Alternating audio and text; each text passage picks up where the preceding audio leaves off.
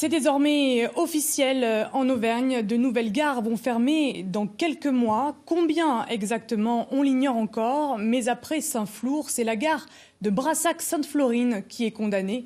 Alors ce matin, les riverains et les élus ont rejoint les cheminots pour protester contre cette décision de la SNCF. Sur place, Pascal Félix et René Thévenot. Ils étaient environ 120 à manifester devant la gare de Brassac-Sainte-Florine, prêts à défendre le poste d'agent commercial qui va bientôt disparaître et donc entraîner la fermeture de l'établissement. Une véritable perte pour les habitants.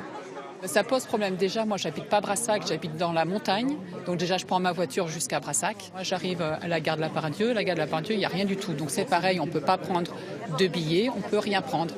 Quant à prendre un ticket via Internet, difficile. Le réseau est très chaotique en montagne. La gare de la Bourboule a fermé au public le 1er septembre.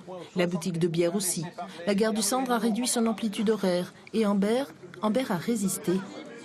La SNCF écoute plus les cheminots, écoute plus les usagers. Et la seule chose qui a du poids à l'heure actuelle, c'est les élus. On l'a vu pour Ambert. Pour l'instant, depuis 2013, ils demandent la fermeture. Et aujourd'hui, on est en 2017 et Ambert est toujours ouvert.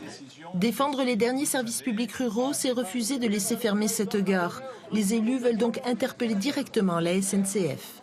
C'est indispensable aujourd'hui qu'il y ait une pression forte qui soit exercée sur la SNCF pour qu'il y ait un sursis à la fermeture. Parce qu'aujourd'hui, le problème, c'est que la fermeture, elle est décidée. Donc voilà, c'est vraiment maintenant le sursis qu'il faut obtenir.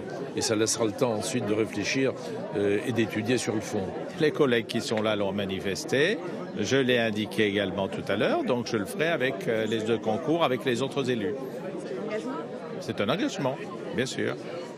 La région devra aussi aider ses élus locaux pour convaincre très vite la SNCF de faire machine arrière.